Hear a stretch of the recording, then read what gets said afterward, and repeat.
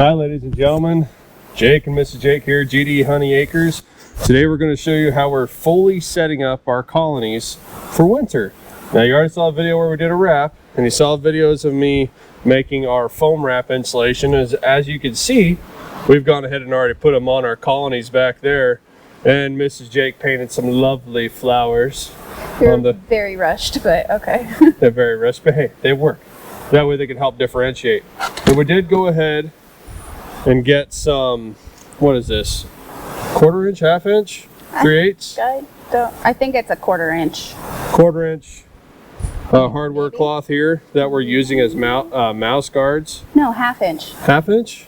Okay, yeah. 1/2 inch that we're using as mouse guards. We'll double check later. Yep. We'll put these on first, and then we're going to go ahead and start this whole process. All right, now we've got our mouse guard here. All we're going to do is slide it up underneath our wrap, hopefully.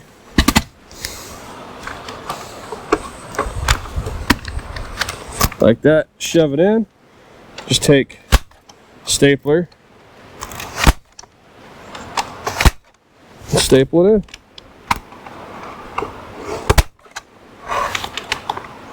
Without missing too many times, preferably. And that should help keep the mice from getting in there. And it's big enough that the bees can come out. All right. Now, we're going to take off the feeder bucket, the inner cover, and we're going to go ahead and put our shim on that we made previously in another video. And we're going to put sugar in here. Let's go ahead and get this done, Mrs. Jake. Bucket is empty. Good. Let me break it loose here.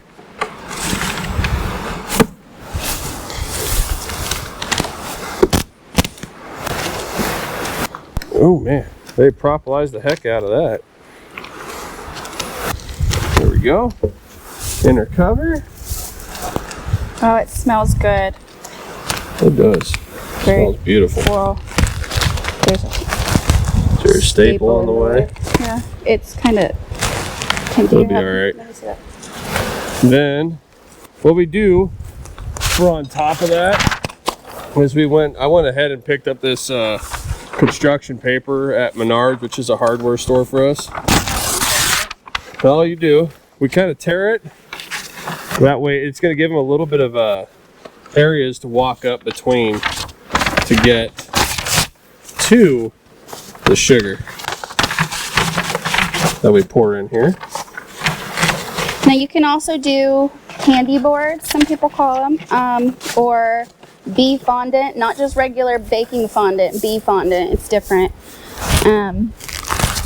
But we're choosing just to do dry sugar.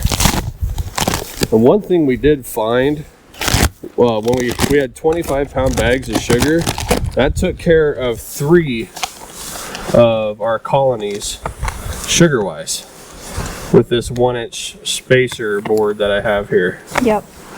So you get one 25-pound deal with this 1-inch spacer insert we got going here, and that's plenty enough for 3 colonies itself. Well, hi Leaf. So we just pour this in there, and then what we'll be doing during maybe December, if we have a nice warm day like above 50 degrees, kind of rare, but we might, you never know, is we'll be going back in and seeing how this sugar source is doing and if they need more or not. So we're going to put the inner cover right on top of that. And then Mrs. Jake has this deal here. Just shake them off. She doesn't want to let go. She has this right here. All that does is goes over the whole of the inner cover, so it'll keep bees from coming up. And that's because of the Vivaldi boards / shims, whatever you want to call them, that I made. We're going to go here, and then we're going to pack this area with burlap. This burlap I ordered from uline.com. Where I work at, we buy a lot of plastic products and cardboard and all sorts of different things from that website, and that's where we actually ended up buying a lot of our jars from this year for our honey. Now on top of this is something John from the Hive Jive told me to go ahead and do. So let's put this foam right here, and it will be underneath of our telescopic cover. Whoop.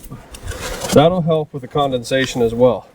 Now the Vivaldi board with that burlap, we got our holes facing this ways, or these ways? What would you say? Either direction. How's that sound, honey? Okay. Okay. That way you got some airflow there, but it's packed in there enough. We shouldn't be losing a lot of heat from the colony. And then you got the insulation underneath this, so that'll keep it warmer in there, so there's not a whole lot of chance of dropping moisture down back onto the bees, because we all know it's moisture that'll kill the bees during winter time. Yeah, the cold has an effect, but the reason we're insulating is it helps the bees regulate their own temperature inside there, and they don't have to react so harshly when all of a sudden here in the upper Midwest when we'll just drop 30 degrees from daytime to nighttime. So now our next step, look at that, they're still trying to get the sugar that's not in there anymore. It's empty. Our next step, I don't know where I put my duct tape. There it is. We'll be doing this wrap here that we made the other day.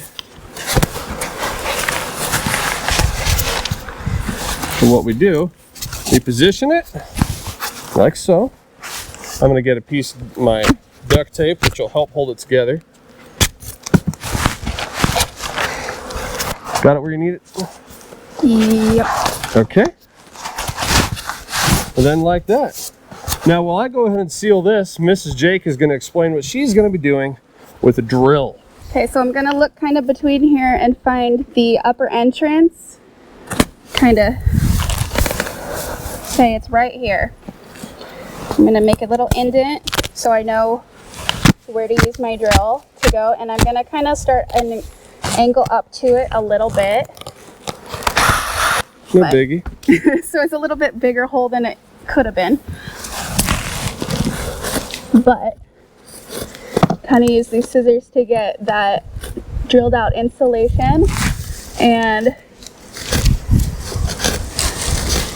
find the entrance in here.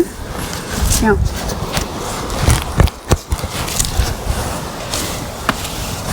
All right. Now what you did, you kind of angled that bit upwards, right? Mm-hmm. You want to explain why? Okay.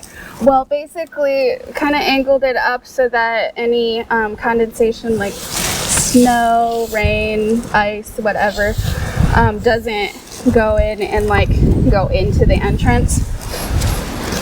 So this will hopefully keep it from filling up with snow. It'll give them still in that upper entrance to go in and out.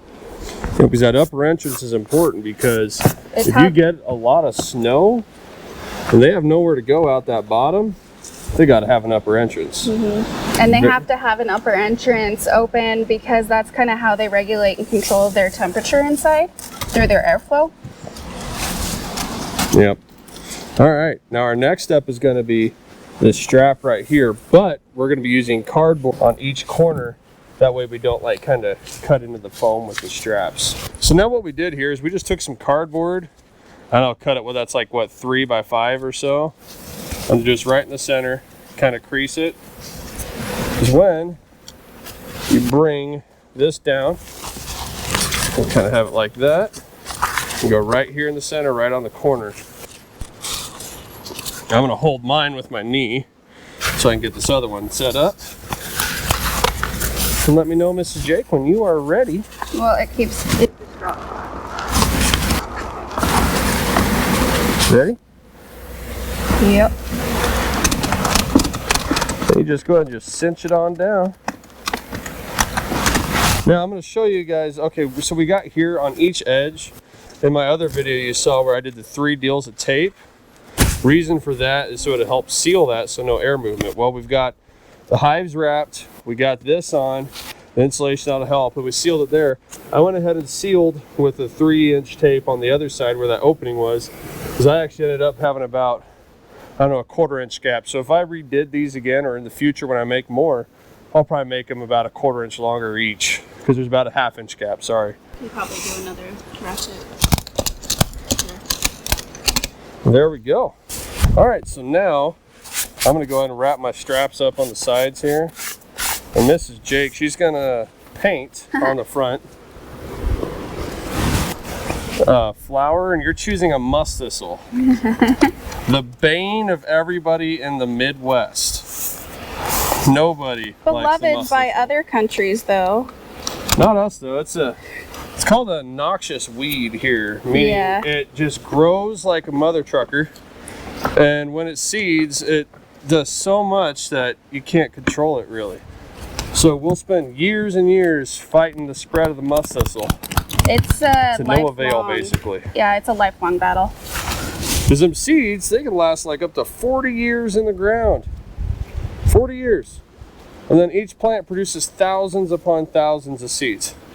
So if you're growing them for your own pleasure, I don't like you. Neither does most people that lives out in the country in this area. I mean, as long as you live absolutely nowhere near us, we've got nothing against you. True, I mean, but still, if you're growing them for fun, I'm not a big fan of that. And if this is not completely botanically correct, please don't judge me.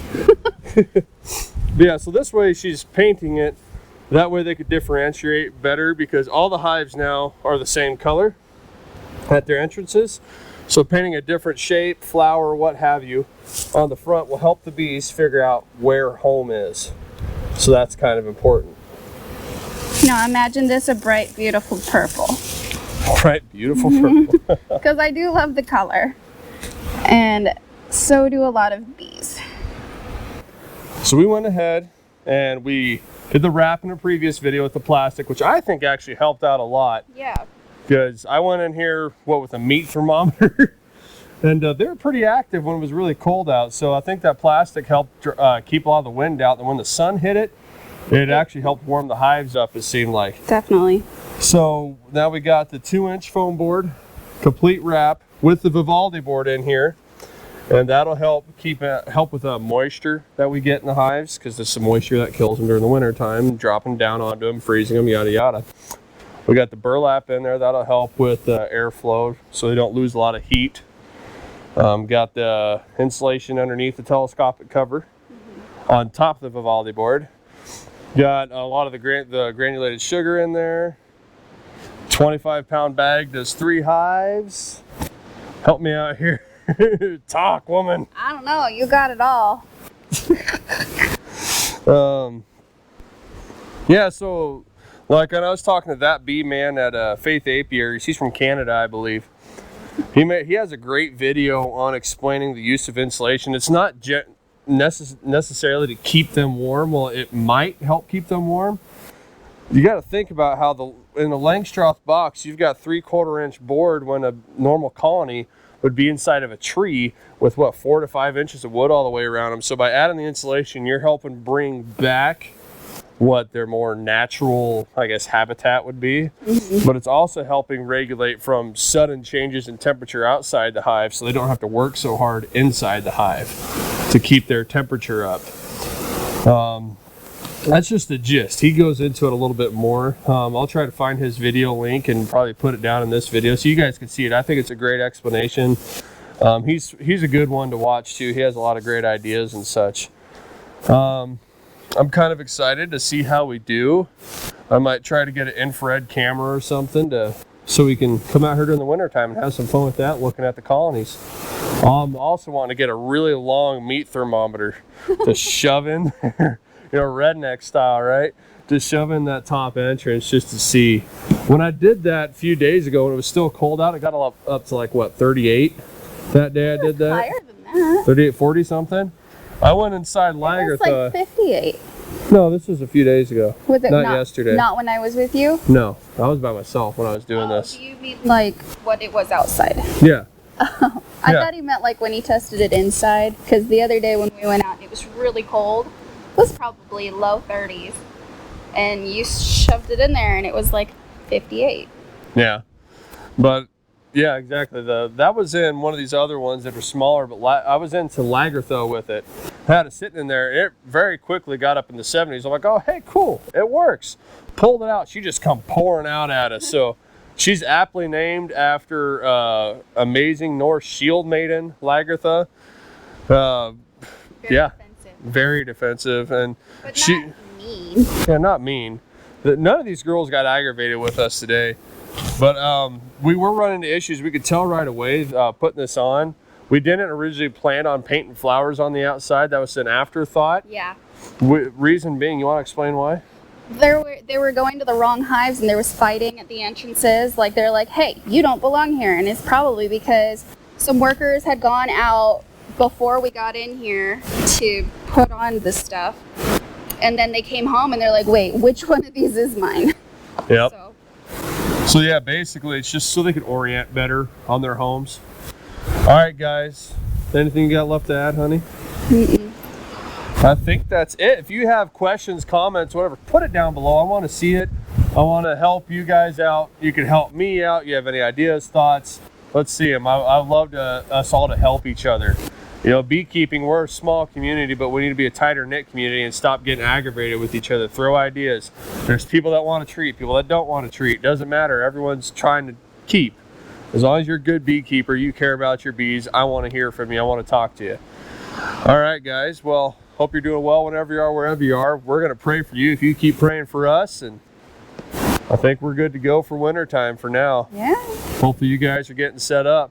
Fingers crossed that all of this is well worth it. It cost a lot, but we got that from honey money. Yeah. The bees kind of took care of himself on that aspect. That's right. We were able to sell enough honey that we didn't have to spend any extra income on any of this winterizing supplies. So it was really great. Yep, friends and family are great for when you're first trying to start out selling honey. Yeah, word of mouth has been really helpful. Yep. All right, guys, that's a whole nother topic. We'll talk to y'all later. Bye. Bye.